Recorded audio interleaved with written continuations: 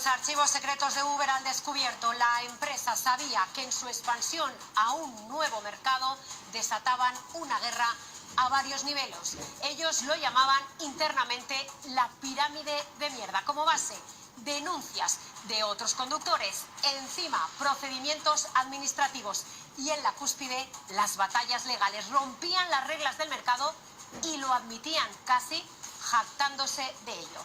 Leemos en los correos de directivos. A veces tenemos problemas porque, bueno, somos jodidamente ilegales, es textual. En otro mail lo resumían así: somos oficialmente piratas. España fue uno de sus mercados más complicados de Europa. En nuestro país contaron con varios despachos de abogados y relaciones públicas y la consigna para ellos era clara: que tuvieran fuertes vínculos con el gobierno para que abrieran las puertas de la Moncloa. Mientras tanto, en la calle optaron por la estrategia de los hechos consumados. Llegan, se implantan de forma agresiva para que luego a las autoridades les resultase muy difícil echarles.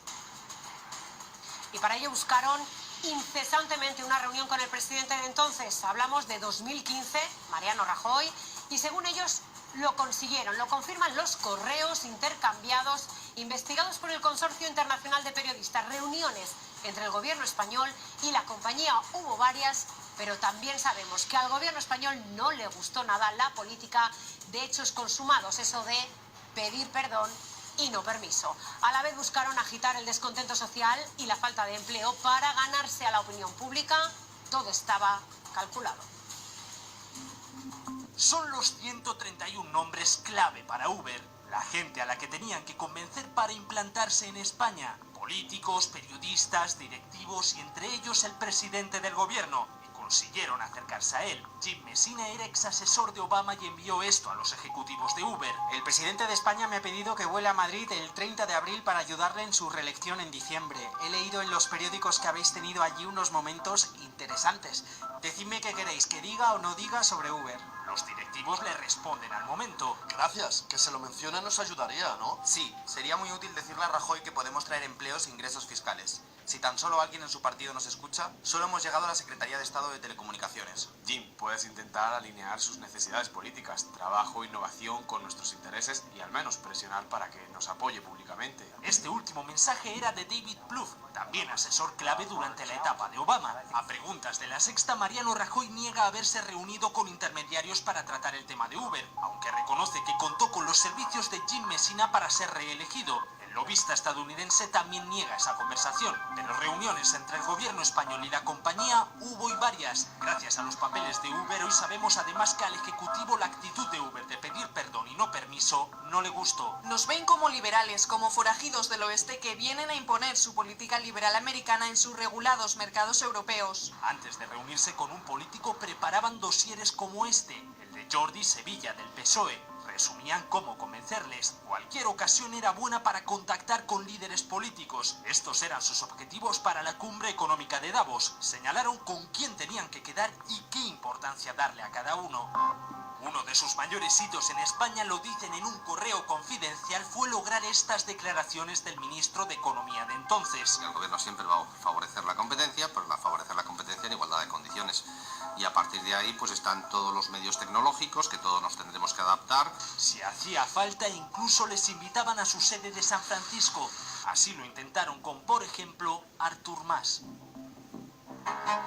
Todas las presiones políticas no evitaron que en 2014 Uber se prohibiera en España. Y solo un día después la compañía decide volverse más agresiva que nunca.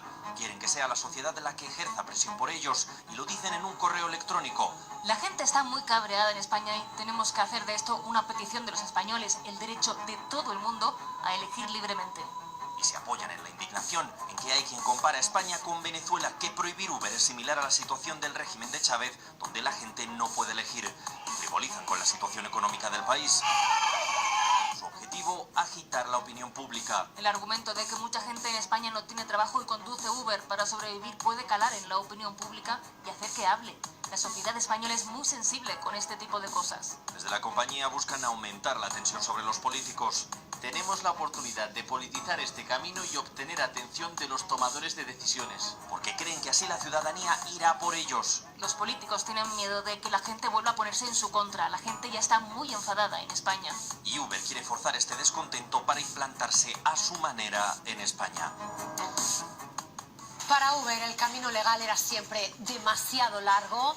Cuando a sus ejecutivos les dijeron que impugnar una sentencia y lograr una nueva cita judicial les llevaría unos 3 meses, se plantearon esto, ignorar la sentencia judicial y seguir operando en España. Incluso ir a por el juez que les había vetado. Este es otro de sus correos confidenciales que desvelamos hoy. En él hablan de investigar al juez para encontrar sus debilidades y aprovecharlas después para ir contra él.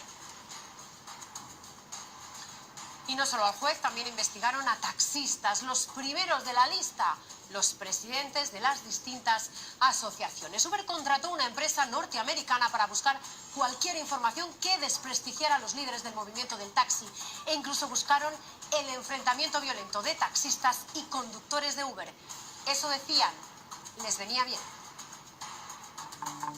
Es el informe que Uber pidió a una empresa de investigación norteamericana para encontrar las debilidades de los taxistas españoles e identificar a las personas clave de la organización, sus fuentes de financiación, sus conexiones políticas y cualquier información relevante que fuera peyorativa. Concluyen que aunque los taxistas se vendan como desvalidos, están suficientemente financiados e incentivados para dar la batalla en los tribunales a largo plazo. Nosotros no teníamos ninguna noticia que habíamos sido investigados por ninguna empresa americana. Lo dice Felipe, es el presidente de la Asociación Madrileña del Taxi, que está el primero en la lista de los investigados. A mí personalmente no me gusta que nadie me investigue, como yo creo que ni a mí ni a nadie. El informe se hizo en 2014. Taxistas y conductores de VTC están enfrentados con violencia. Para Uber, esto solo era un argumento más a su favor. Así lo escribía su director europeo de políticas públicas. Sería muy potente tener fotos de violencia en Barcelona de esta semana y también de otros incidentes. Cualquier enfrentamiento les valía y además querían mostrarlo al mundo. Estamos trabajando en la cobertura internacional y reuniendo fotos y vídeos que muestran la violencia de los taxistas. Usar la violencia era la marca de la casa de Uber. Su fundador, en mensajes privados, la defendía. Merece la pena, la violencia garantiza el éxito. Porque en su chat llegaban incluso a vincular a los taxistas españoles con una red de violencia internacional coordinada. Esta es una lectura muy convincente. Quiero llevar esto a los medios internacionales, mostrando vínculos con la violencia en Bélgica y Francia a principios de año, que coincidió con la presencia de élite taxis en esos países.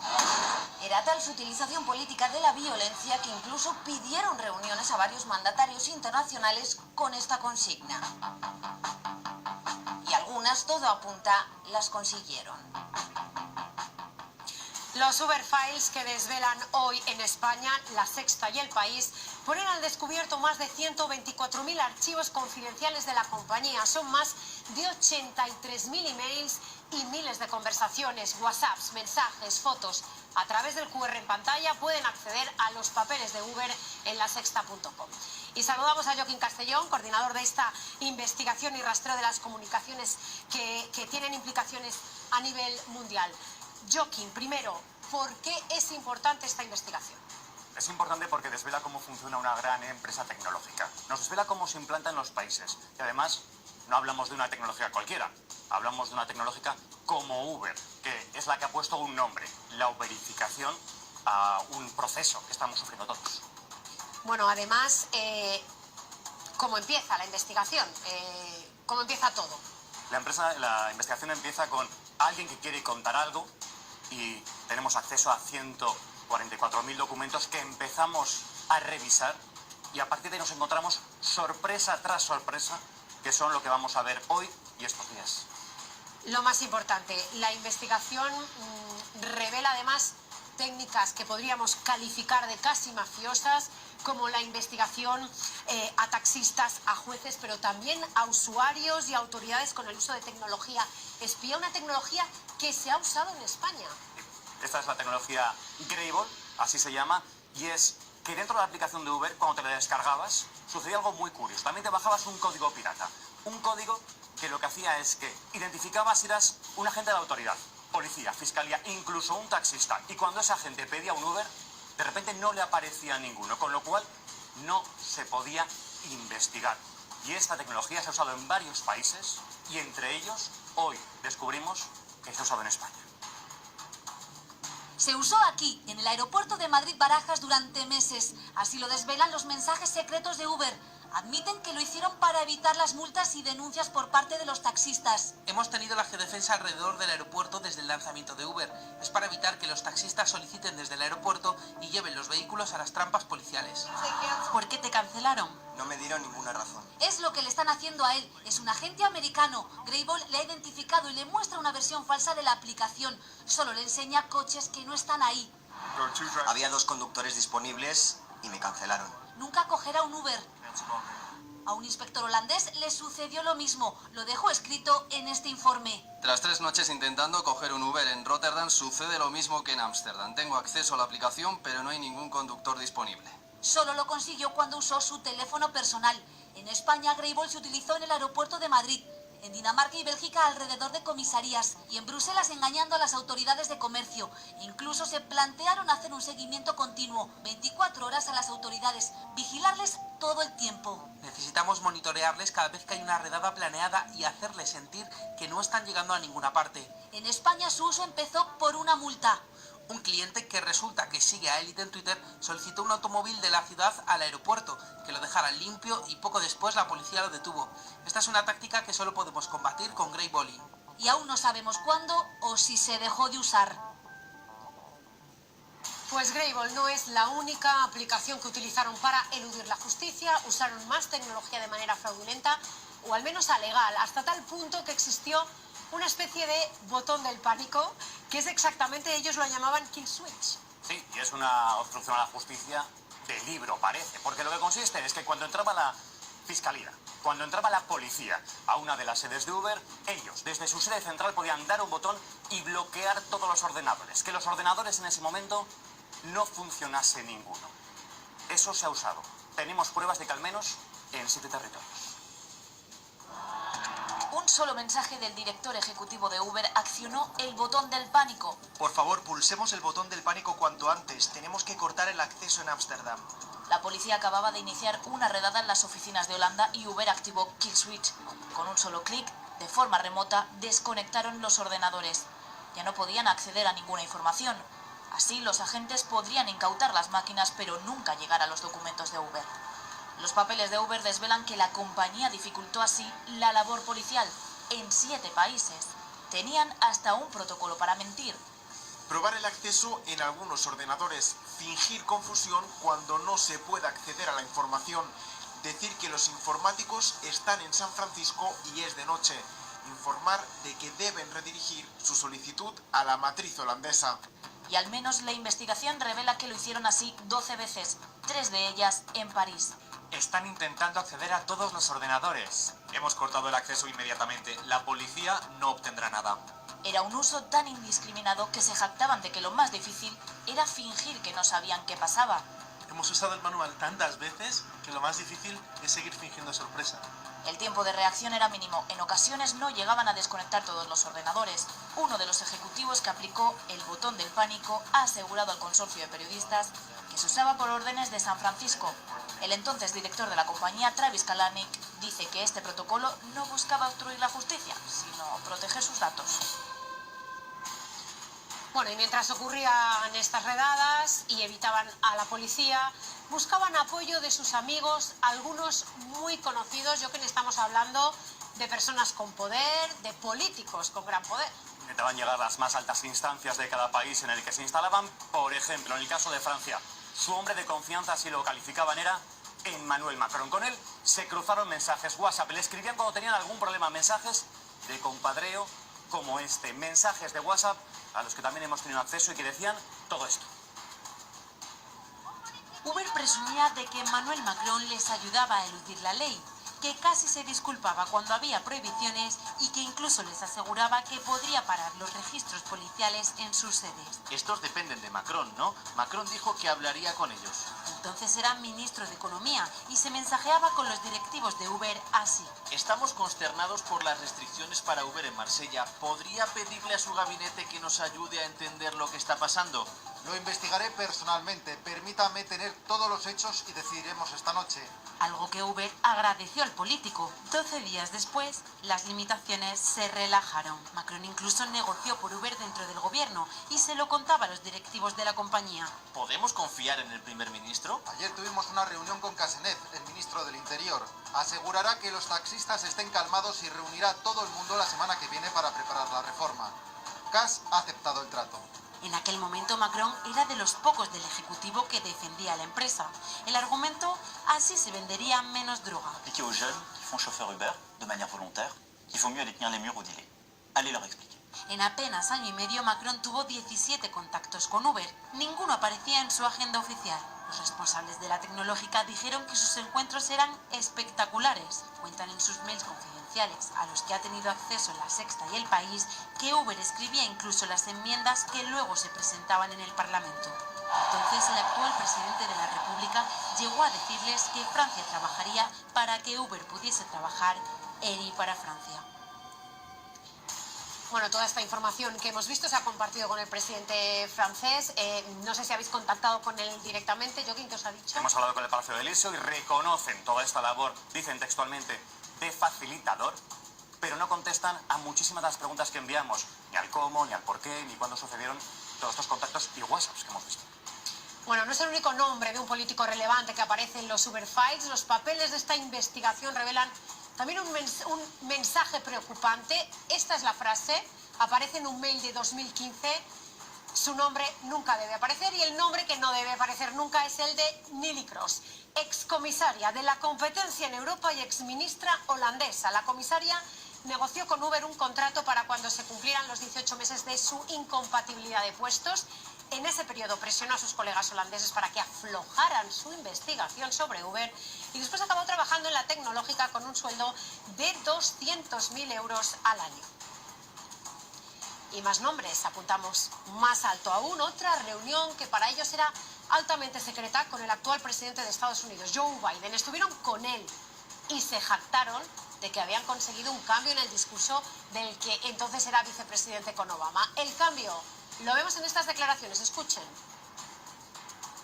Ride-sharing companies employ tens of thousands of new people. I met with the CEO today of one of those companies saying he's going to add 2 million new jobs this year, allowing them freedom to work as many hours as they wish, manage their own lives as they wish. Bueno, el cambio de discurso se ve muy claramente y eso que la reunión de Biden con Uber no empezó con buen pie, Joaquín, porque hay una especie de intrahistoria dentro de este encuentro con el CEO de Uber. ¿Qué pasó? Que demuestra muy bien quizá la arrogancia, la soberbia con la que Uber se manejaba en muchos aspectos. ¿Qué pasó? Biden llegaba tarde a esa reunión y en ese momento ellos escriben un mensaje como este que van a ver. Están en el Hotel Intercontinental esperando y dicen: o Biden llega o nos vamos, porque no vamos a estar, cada minuto que tarde será un minuto menos que tenga conmigo. Por cierto, que le hemos preguntado también a la Casa Blanca qué tiene que decir de esta reunión de Joe Biden con Kalanick, que era el jefe de Uber, y nos dicen que Biden siempre se reúne por el bien de Estados Unidos. Bueno, pero la pregunta es, ¿de verdad tiene tanto peso Uber para demostrar esta altanería, al menos de el vicepresidente no viene, yo me largo? Lo tiene y lo podemos ver además con algunos números de lo que significa ahora mismo Uber en el mundo. Uber hace unos 19 millones de viajes cada día.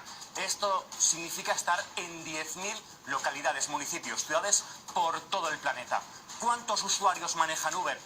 115 millones. Y un dato que también asusta: hay 6.900 millones de euros de ingresos, y eso solo en el primer trimestre de 2022. Otro dato que también asusta: la relación con sus trabajadores. Van a ver cómo es la relación con sus trabajadores en España, o cómo al menos pretendía Uber que fuera.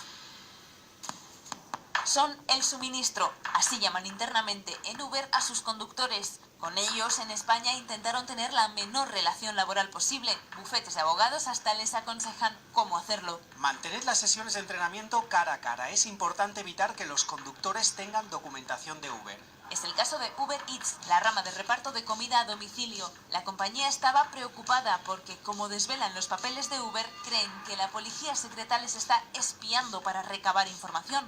No era la primera vez que las autoridades intentaban conocer los entresijos de la tecnológica y la empresa lo obstruía.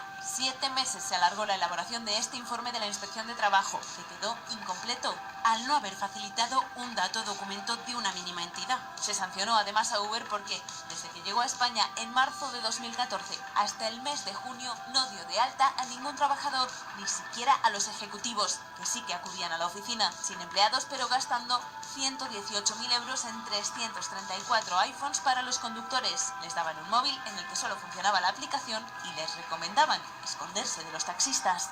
Todo sin que fueran sus trabajadores. Querían que fueran autónomos. Diciéndole al ministro de Economía que Uber está pidiendo a sus socios que se inscriban ellos mismos como autónomos. Abrirán las puertas muy rápido.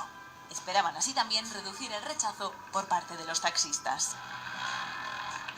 A esta hora, 44 medios de todo el mundo están contando esta exclusiva que en España desvelamos en La Sexta y en El País. Fran López Galán, punto de redacción, ¿qué están diciendo? Pues además, por ejemplo, Cristina, recogen historias curiosas. Esta que os vamos a contar, que está en la investigación, ocurrió en la India en 2014. Estas imágenes que estamos viendo precisamente tienen que ver en 2014.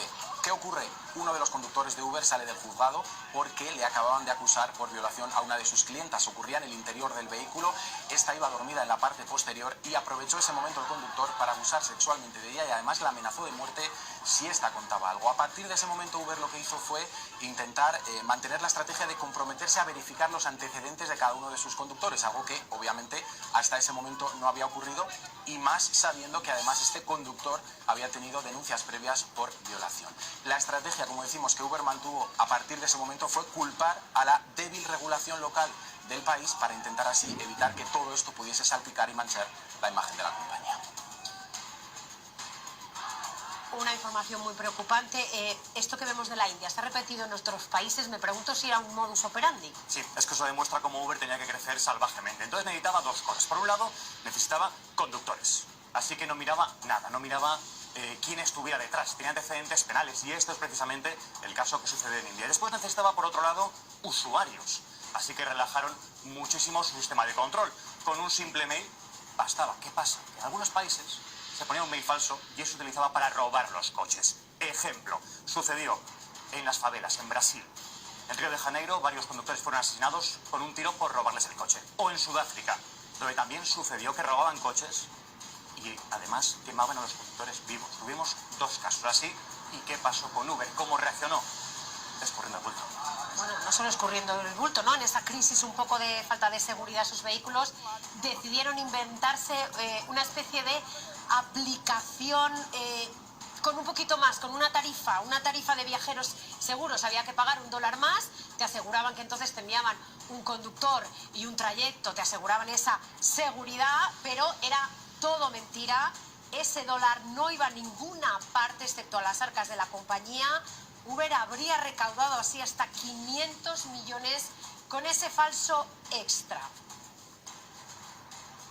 Vamos a seguir con más reacciones en otros países. Fran, punto de redacción, cuéntanos. Sí, medios de todo el mundo ya se están haciendo eco de esta investigación. Por ejemplo, lo vamos a ver, Le Monde en Francia se centra en ese acuerdo secreto entre la compañía Uber y el presidente Emmanuel Macron, como decíamos al principio de este informativo. También, por ejemplo, The Washington Post se centra en este caso en esa estrategia que habéis comentado de aprovechar a su favor los ataques violentos que estaban sufriendo sus conductores para intentar así presionar a los políticos. Y, por ejemplo, The Guardian, el Reino Unido, por su parte, se centra en los grupos de presión, pero también hace referencia a ese sistema del que ya hemos hablado, el kill switch, ese interruptor de apagado con el que en caso de que se produjese alguna redada o investigación por parte de la policía, automáticamente se podían apagar los ordenadores y así no se podía acceder a sus datos.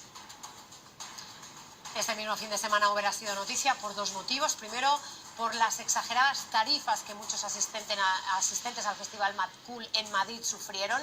Denuncian que les cobraron hasta 90 euros por un trayecto que en taxi hubiera sido de 25. Había mucha demanda y el algoritmo subió los precios. También noticia en Italia, revuelta de los taxistas contra Uber por la liberación del sector. Más de 40.000 taxistas han secundado la huelga. Y con todo lo que hemos contado, la pregunta, Joaquín, ¿qué ha dicho Uber? Les hemos enviado más de 200 preguntas y que han respondido. La dirección actual de Uber nos dice que esto es cosa de los anteriores, de los que estuvieron hasta 2020. Y a los anteriores también les hemos preguntado. Y nos han dicho que no tienen nada que respondernos, pero que no nos engañemos, y esto es lo grave, que insisten en que Uber, por mucho que queramos, ahora mismo es imprescindible en nuestras vidas.